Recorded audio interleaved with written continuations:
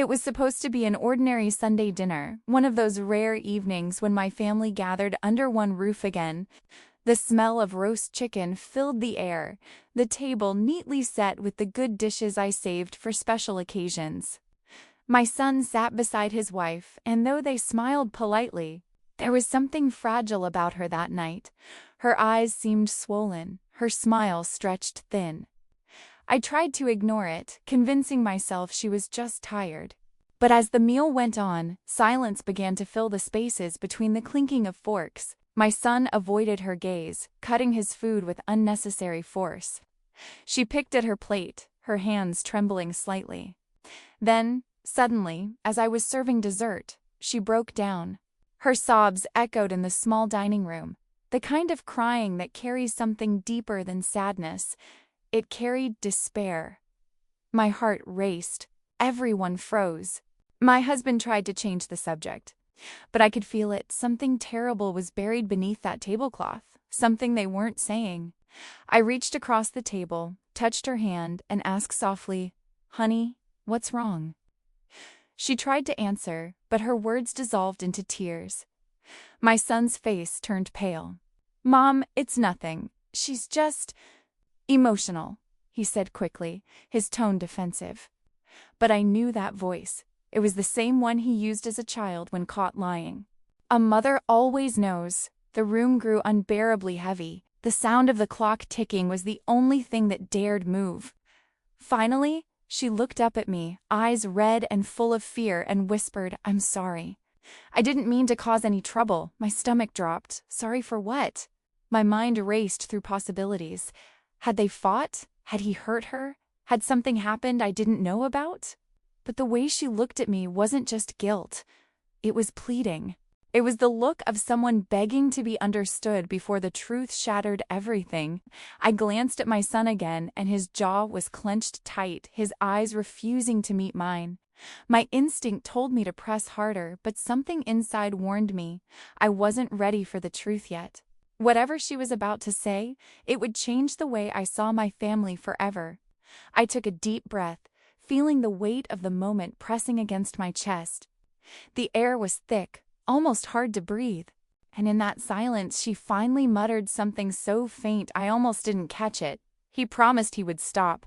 My world stopped spinning. My hands went cold. Every memory of my son as a boy, his laughter, his kindness, flashed before my eyes like dying light. I wanted to believe she meant something else, that I'd misunderstood. But the way her voice broke told me everything I didn't want to hear. Her words lingered in the air like a curse, echoing inside my mind long after she spoke them. He promised he would stop.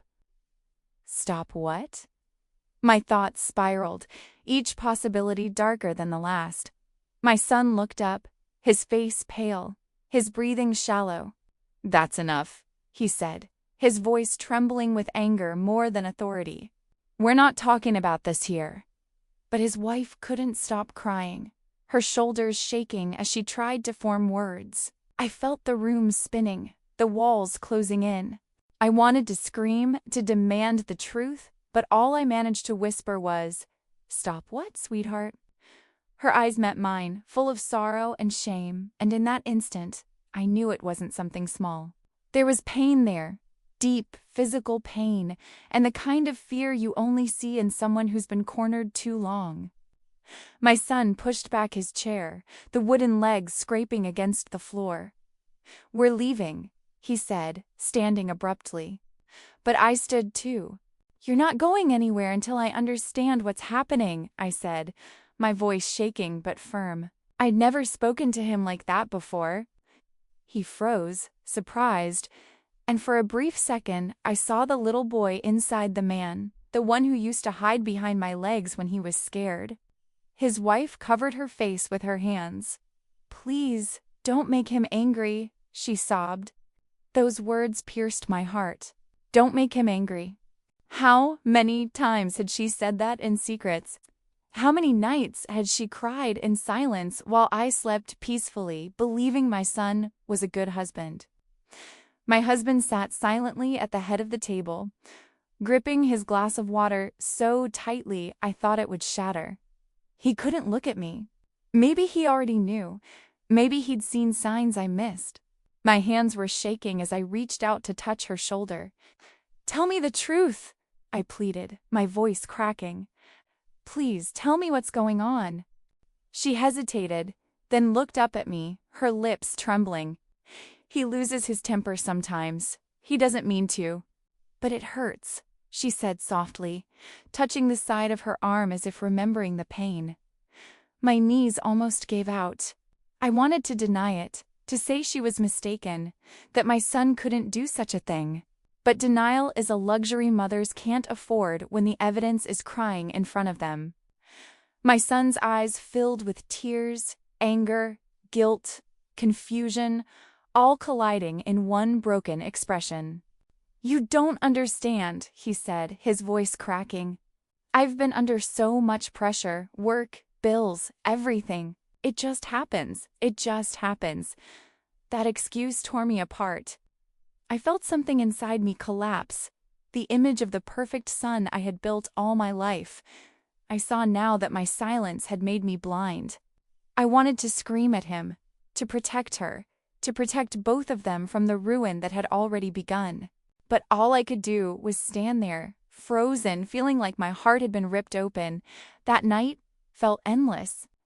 After they left, silence swallowed the house whole. I could still hear her crying echoing in my head like a ghost that refused to leave. I sat at the table long after the plates had gone cold, staring at the empty chair where she'd sat. My son's words replayed again and again. "It just happens." Those 3 words shattered me. How had I raised a man who believed pain could be an accident? How had I missed the signs? I went to bed, but I couldn't close my eyes. Every time I tried, I saw her face, bruised not on the skin, but in her spirit. By morning, I had made a decision. I couldn't pretend anymore. I had to see her, to know the truth from her own lips. I needed to face what kind of mother I truly was. I drove to their house before the sun had fully risen. The street was quiet, and his car was gone. Maybe at work, or maybe avoiding me. My hands shook as I knocked on the door. For a moment, I thought she wouldn't answer, but then the door creaked open. She appeared, eyes swollen, wearing a sweater that seemed too big, as if she were trying to hide inside it. When she saw me, her lips parted, unsure whether to smile or cry. "I'm sorry for yesterday," she whispered, her voice barely audible. I shook my head. "No, sweetheart. I'm the one who should be sorry." She hesitated, glancing behind her like she was afraid of being caught. "He's not here," she said quietly, stepping aside to let me in. The house was spotless, but it smelled like fear, that stale air of somewhere where arguments linger long after they end. We sat at the kitchen table, and I reached across to hold her hands. "You don't have to hide from me," I said softly. "Whatever it is, you can tell me." Her lips trembled. "He's not a bad person," she said as if trying to convince herself. "He just gets angry. He says things. Sometimes he breaks things. He says it's my fault." Her eyes filled with tears again. I felt my chest tighten so hard I could barely breathe. I wanted to pull her into my arms, to tell her she was safe, but even as I said it, I wasn't sure if that was true. I didn't know what my son was capable of anymore. When I asked if anyone else knew, she shook her head. "He always says people wouldn't believe me, that they'd think I'm exaggerating." My throat burned with guilt. He was right. If she had come to me earlier, I might have defended him. I might have called her dramatic. That realization broke something deep inside me. I reached out, tears streaming down my face, and whispered, "You have my word. I believe you now. And I will protect you."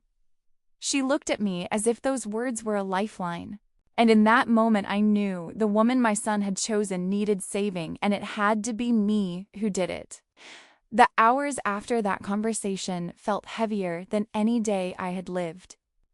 I drove home in silence, gripping the steering wheel so tightly my knuckles turned white. Every red light felt like a punishment. Every second forced me to sit with the truth that my own son had become the reason another human being was afraid to live. How could the boy I raised, the one who used to bring me dandelions from the yard, grow into a man who frightened his wife? I parked the car and sat there for a long time, unable to move, feeling my chest rise and fall with shallow breaths. When I finally stepped inside, my husband was waiting. He looked at me, eyes tired, and said quietly, "So, you know now." Those words cut deeper than anything. He had known. All this time he had known. I asked him how long. He looked away, unable to meet my eyes. "A few months," he said. "He came to me one night, said things got out of hand. I thought he'd stopped."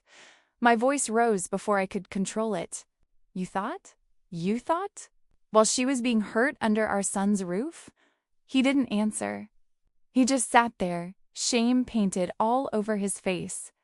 I wanted to scream, to break something, but instead I felt empty. My husband had chosen silence.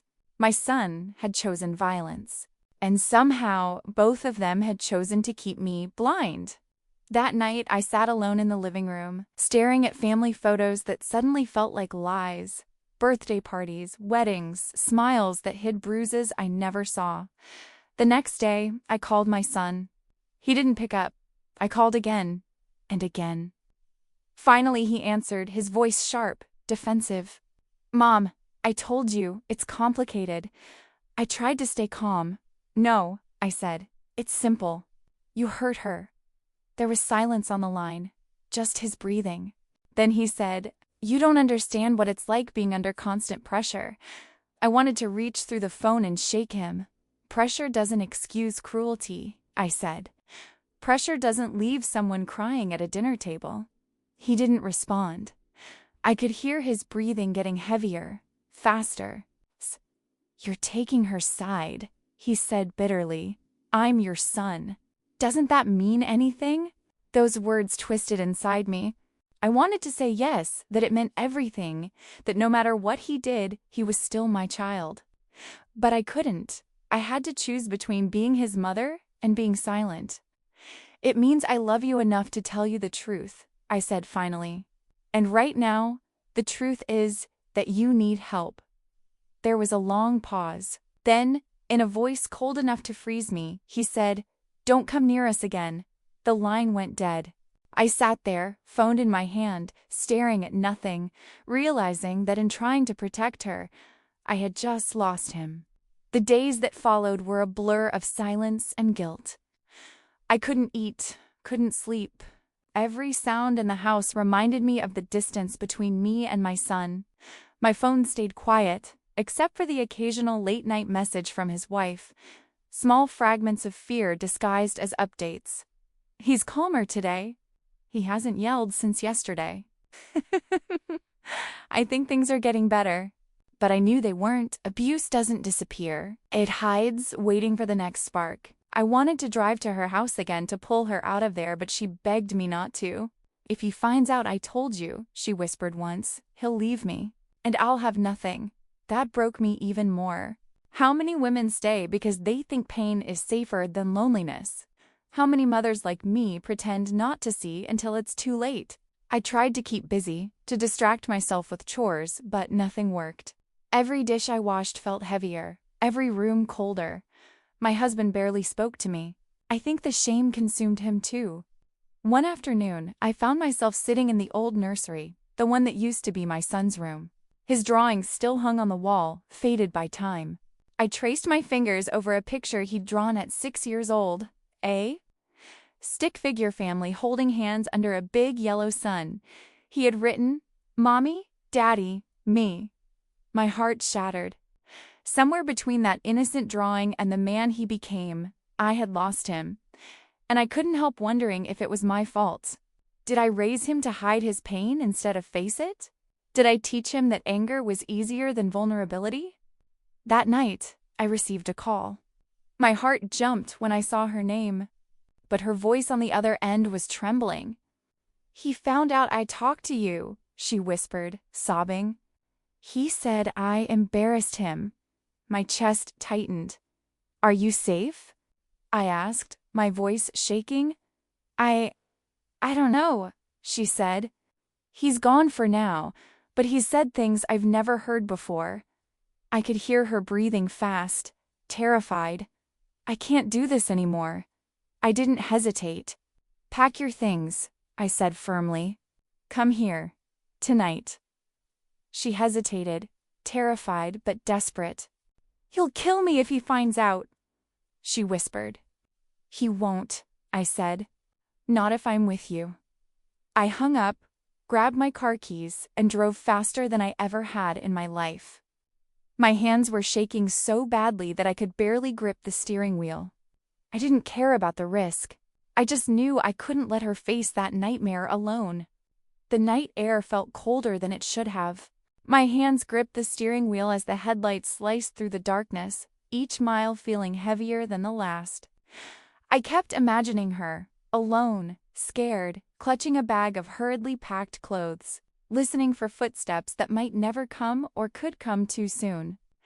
When I reached her street, I parked a few houses away, my heart pounding in my chest like a drum. The house was dark, except for a small light flickering in the living room window. I texted her, "I'm here." No response. My throat tightened. I waited 1 minute, 2, then saw the front door open just a crack. Her shadow appeared, trembling, holding a small suitcase. She looked over her shoulder once, then ran toward the car. The sound of the door closing behind her was soft, but final. She climbed into the passenger seat, her face pale and streaked with tears. "Thank you," she whispered, barely audible. "Just drive." I didn't ask where. I drove until the town disappeared in the rearview mirror. We didn't speak for a while, just the hum of the engine and the sound of her shaky breathing. When we finally reached my house, I brought her inside and locked the door. For the first time in months, I felt a strange mix of fear and relief. She sat on the couch, holding her knees to her chest. "He's going to come for me," she murmured. "He always does." I kneeled beside her. "Not here," I said softly. "He won't touch you here." But deep down, I wasn't sure if that was true. Because if my son was capable of hurting her, then maybe he was capable of anything. The next morning, I found her in the kitchen, making coffee like she was trying to reclaim some small piece of normal life. Her hands were still trembling. "I feel like I've destroyed your family," she said quietly. "No," I told her. "You didn't destroy it. You just revealed what was already broken." Tears filled her eyes again, but this time there was something different. Exhaustion mixed with courage. "I can't go back," she said, "even if he begs, even if he cries." I nodded. "You won't have to." But I knew my son wouldn't let it end like that. He had too much pride, too much rage. And sure enough, that evening, the phone rang. His name flashed across the screen. I froze, my heart pounding. I didn't answer. The ringing stopped, then started again, again, and again. When the knocking came at the door, my heart nearly stopped. He was here, my son, the boy I once cradled, now a man whose eyes I was afraid to meet. I told her to stay in the bedroom and went to the door. His face was twisted with fury and desperation. "Where is she?" he demanded. I stood my ground. "She's safe," I said firmly. His jaw clenched. "You had no right to take her from me." I looked into his eyes, searching for any trace of the boy I raised, but he was gone. "You had no right to hurt her," I replied. Silence. Then for the first time I saw it, a flicker of guilt, buried under years of denial. He stood there in the doorway, his eyes burning with a mix of rage and desperation, and for the first time in my life, I was afraid of my own child. His voice cracked when he spoke. "You turned her against me," he said. "You made her believe I'm a monster." I took a slow breath, keeping my tone steady even as my heart pounded. "I didn't make her believe anything," I said. "You did that yourself." His fists clenched, the muscles in his jaw twitching. I could see the storm brewing behind his eyes. the same uncontrollable anger his wife had described. But this time, I wasn't going to step back. I had spent too many years mistaking silence for peace. "You need to leave," I said, firm but calm. "You can't be here right now." He laughed, not the kind of laugh that comes from humor, but from disbelief. "Leave? From my own mother's house?" He took a step closer. "You think she's innocent? You think she's not manipulating you?" His voice rose, loud enough for her to hear from the other room. I saw fear flicker in his eyes. But it wasn't fear of losing her. It was fear of losing control. "I love you, son," I said quietly. "But love isn't an excuse to destroy someone." That made him freeze. His breathing slowed and his eyes darted away. For a brief moment, I saw the boy I used to know, standing in front of me, lost and confused. But it vanished as quickly as it appeared. "You've chosen her over me," he whispered. "I'll remember that." Then he turned and walked away, slamming the door so hard it shook the house. I locked the door behind him, my hands trembling. When I turned around, she was standing in the hallway, crying silently. "He's gone," I said softly. She nodded, but there was no relief on her face, only sorrow. "He'll come back," she said. "He always does." I took her hands in mine. "Not this time," I promised, though I wasn't sure I believed it myself. That night, neither of us slept. Every sound outside made us jump. I sat by the window until dawn, waiting for headlights that never came. By morning, I felt drained, as if years had passed overnight. Days turned into weeks. I helped her get a lawyer, talked to the police, and stood by her side as she filed a restraining order. Each step felt like walking through fire, but we did it together. When she finally looked at me and said, "I feel free for the first time," I realized something. I hadn't just saved her. I had saved myself too. Because loving someone doesn't mean protecting their darkness. It means refusing to let that darkness spread. Still, every night before I close my eyes, I wonder where he is, if he's angry, if he's sorry, if he still calls me Mom. Months passed, and the house slowly began to feel alive again. Not the same, but safer. Her laughter started returning in small doses, fragile but real, like a bird learning to sing after a storm. We cooked together, watched movies, and even planted flowers in the garden.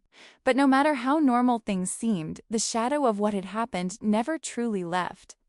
I'd catch her flinching when a door slammed too hard, or when a man raised his voice on TV.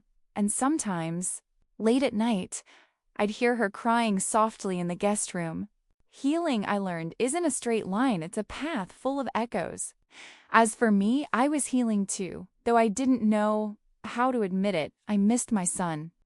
Every morning, I'd look at my phone, half hoping to see his name, but it never came.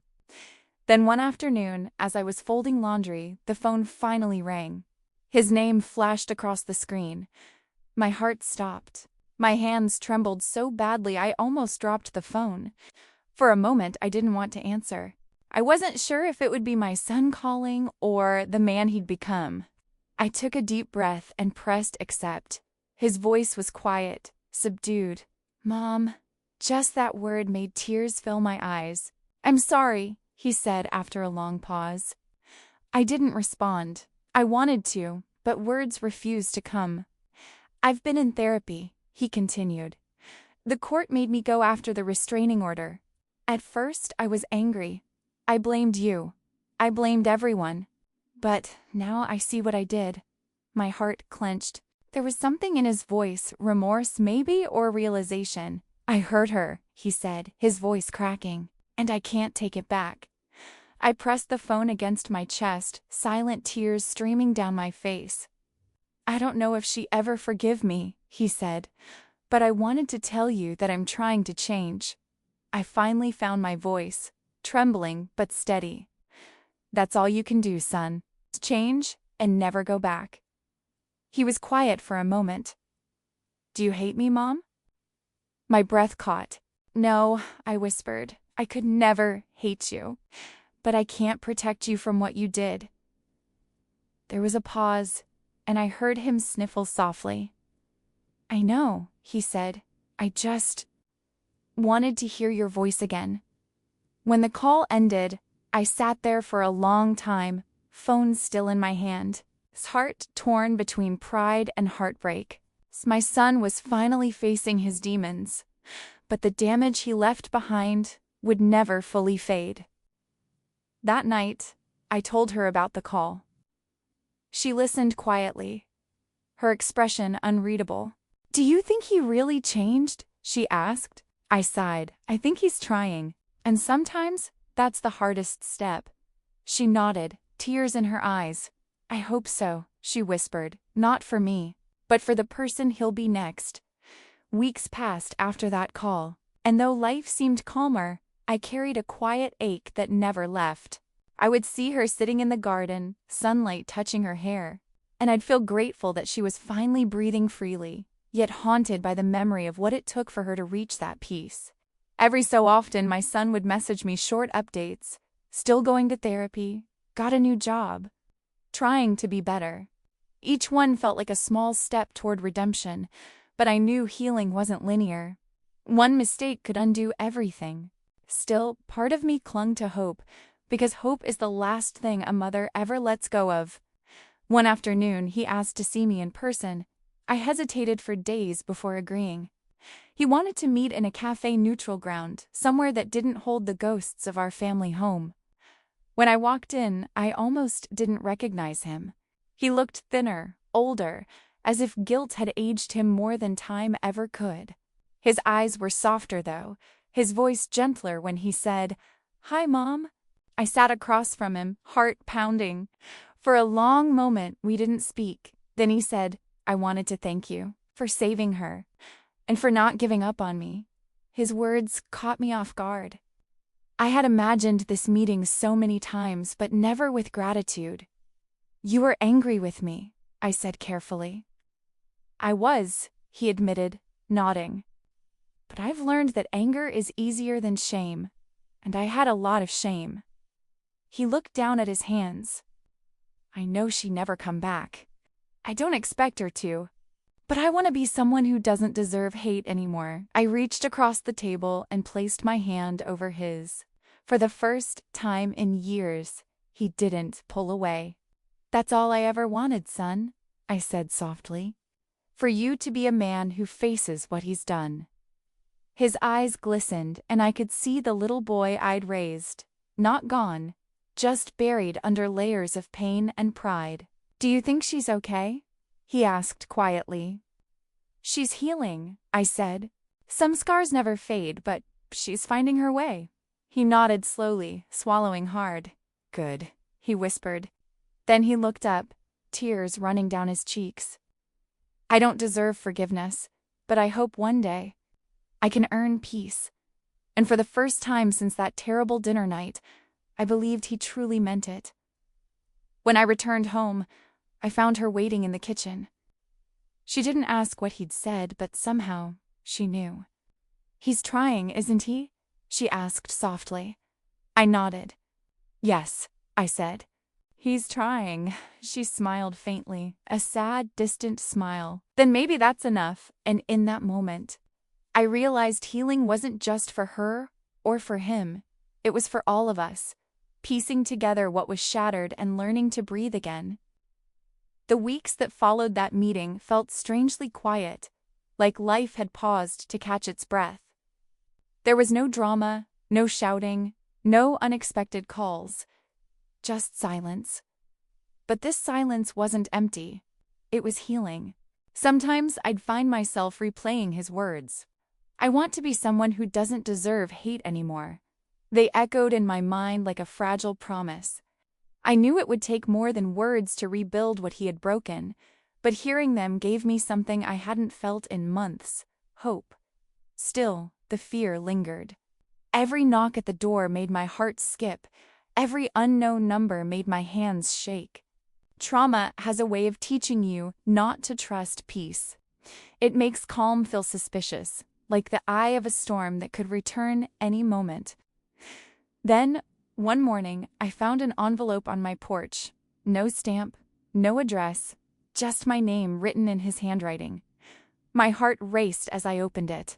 Inside was a letter, written on plain notebook paper. His words were raw, shaky, unedited. I know I can't take back what I did. I wish I could go back to that night and undo everything. I see her face when I close my eyes. I see yours too. I hurt both of you, and I'll carry that forever. But I'm learning, Mom. I'm learning how to be human again. Thank you for not turning away from me when I deserved it most. I pressed the letter to my chest and cried. The kind of cry that hurts but also cleanses. It wasn't forgiveness I felt. It was release. I showed the letter to her that afternoon. She read it in silence, her hands trembling slightly. When she finished, she folded it neatly and handed it back. "Do you think he means it?" she asked. "Yes," I said. "For once, I think he really does." She nodded slowly, eyes glistening. Then maybe that's all I needed to know. A small smile touched her lips, fragile, but real. Maybe now I can stop being afraid of him and start being proud of myself. Her words hit me harder than I expected. Pride, something she hadn't felt in so long. She wasn't just surviving anymore. She was reclaiming herself. That evening we had dinner together, the same table where it all began. The light from the candles flickered softly across her face, and I realized something profound. This was the moment we had both been fighting for. Not revenge, not retribution, just peace. I raised my glass and said quietly, "To new beginnings, for both of us." She smiled, her eyes shining with something I hadn't seen since that night. Freedom. And for the first time, the air around us felt light again, free of fear, filled only with the sound of two hearts finally learning to heal. Time began to stretch differently after that night, no longer dragging under the weight of pain, but moving gently, as if giving us space to rebuild. She started volunteering at a shelter for women, sharing her story quietly with those too afraid to speak theirs. Every time she came home, I could see something new in her, a flicker of strength, the kind that comes from turning wounds into wisdom. One evening she said something that stayed with me. Maybe I went through it so someone else won't have to. I looked at her, truly looked, and realized how far she had come. She was no longer a victim. She was a survivor teaching others how to survive. And in her healing, I found my own. But even as joy began to return, a part of me still wondered, where did my son fit in this new version of our lives? It had been months since his letter, and we hadn't spoken again. I didn't know if silence meant he was healing or hiding, until one day, a message appeared on my phone. "Mom, I've been accepted to a support group program. I'm speaking to other men now about control, anger, and what it does to the people we love. I'm trying to make something good from the damage I caused." I read that message over and over, tears welling up. For so long, I had carried guilt like an anchor, believing I had failed him as a mother. But maybe this effort, this awareness, was proof that it wasn't all lost. Maybe even broken things can still become whole again, just differently. A few weeks later, I invited him over, not to erase the past, but to face it. When he arrived, I saw hesitation in his eyes, but also humility. He looked around the house, his gaze landing on the table that had witnessed our darkest night. "I don't deserve to be here," he murmured. I stepped closer, my voice steady. "Maybe not.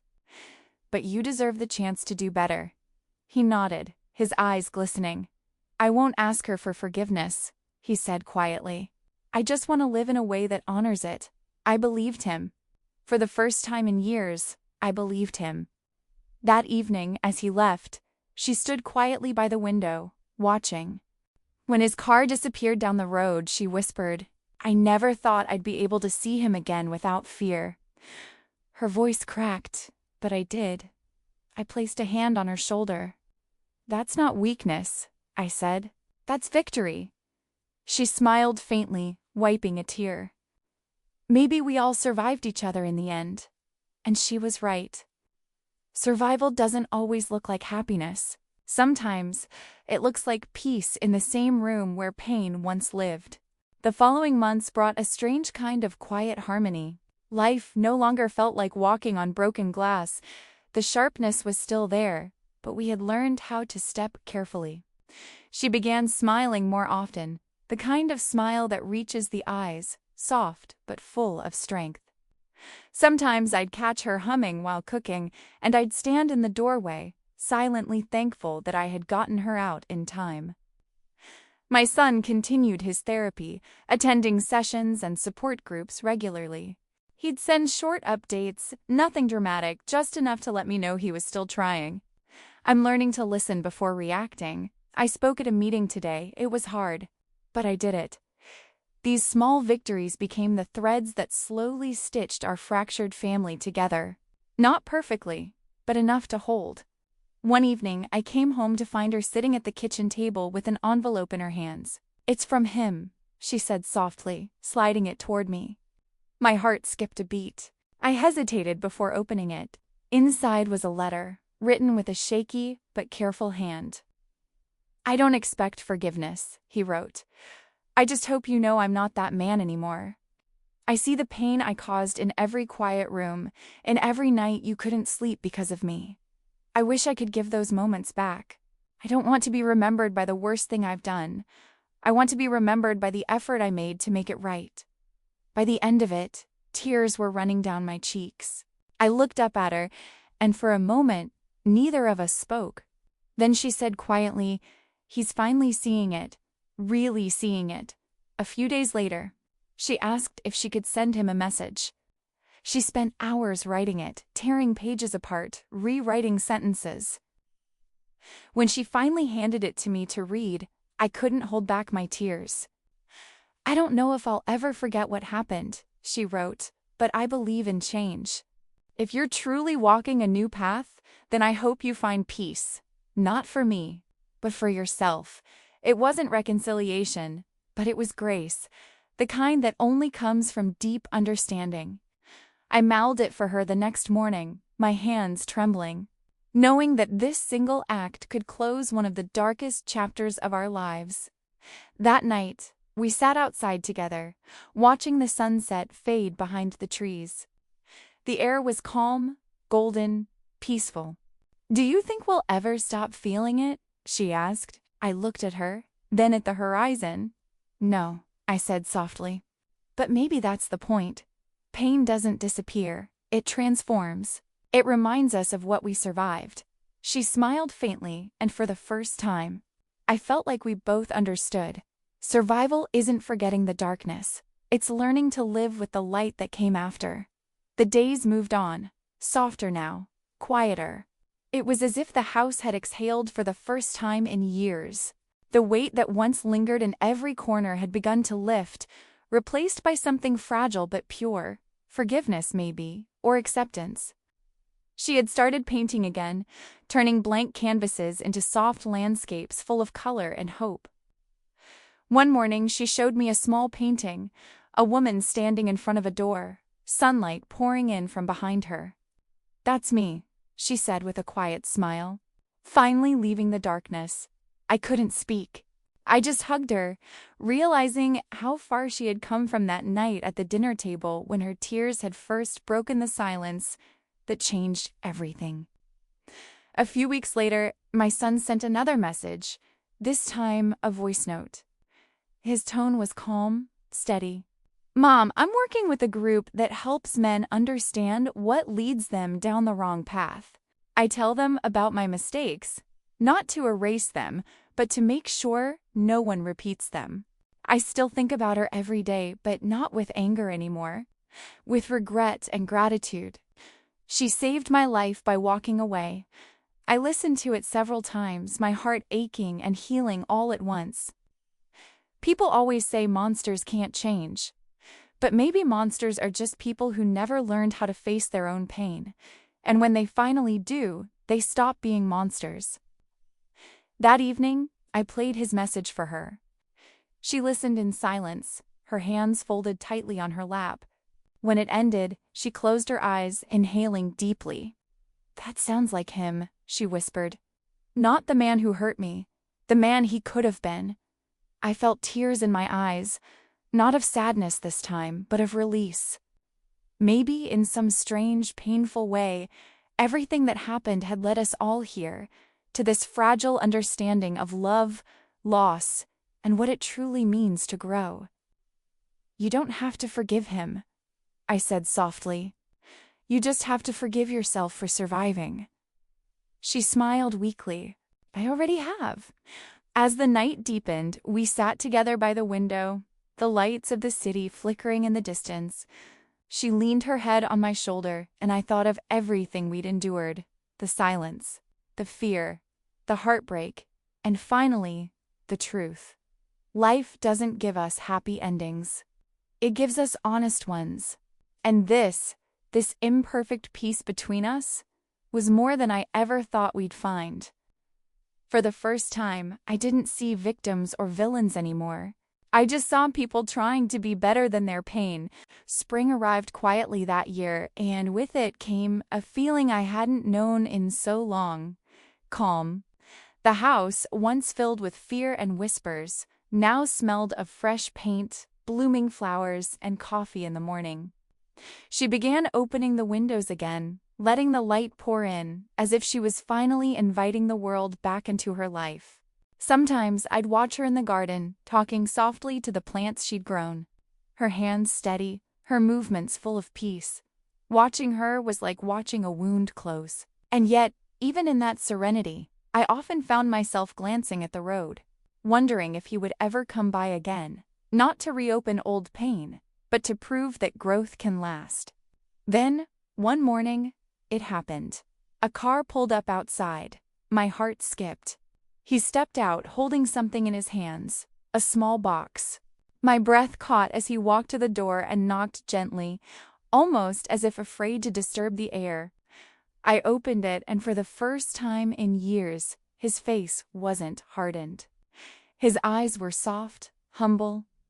"Hi, Mom," he said. "I didn't come to stay. I just wanted to give you this." He handed me the box. And inside was a framed photo. The three of us, years ago, before everything fell apart. "I fixed the frame," he said quietly. "It broke once, but I thought maybe it deserved to be whole again." I could barely speak. He smiled faintly, then added, "Tell her, thank you, for letting me try to be someone better."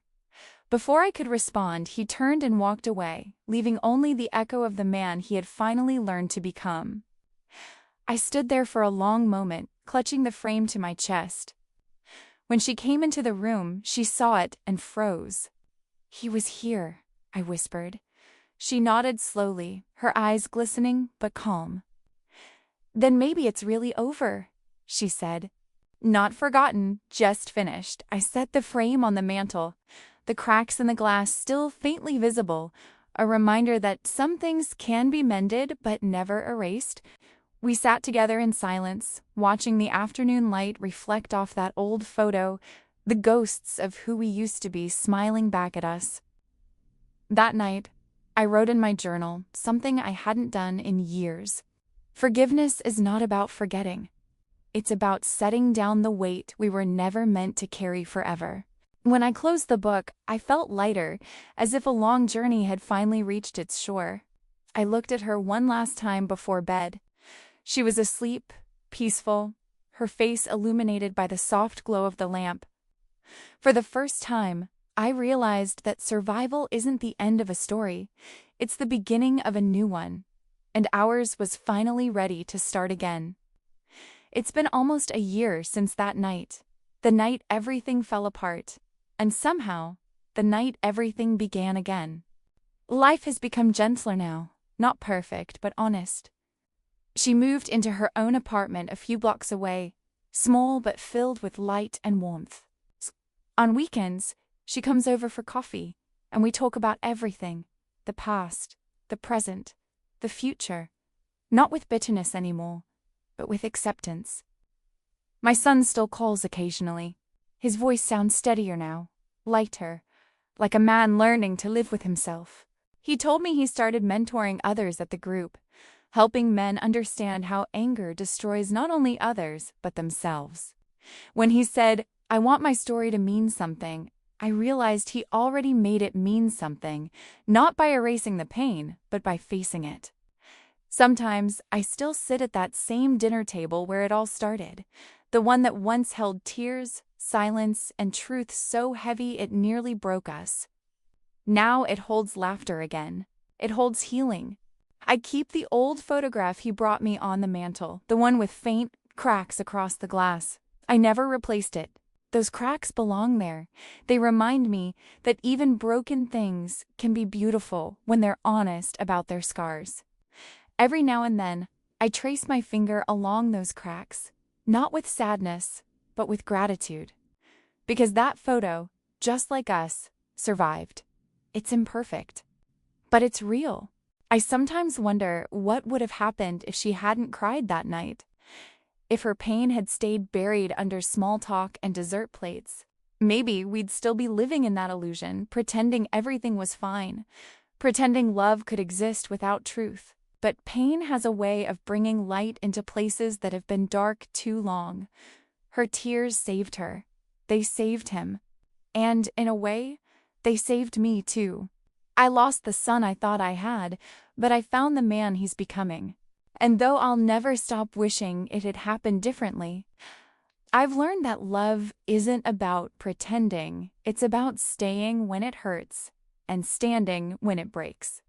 If there's one thing I've taken from it all, it's this. Healing doesn't erase the past, it transforms it. The hurt becomes a map showing you where not to go again. The scars become proof that you survived, that you kept walking when the world tried to bury you. And forgiveness, real forgiveness, isn't about freeing the one who hurt you. It's about freeing yourself from being defined by the pain. As I look around my quiet home now, filled with soft light and the hum of life moving forward, I know the truth. Love didn't end at that dinner table. It just changed its shape.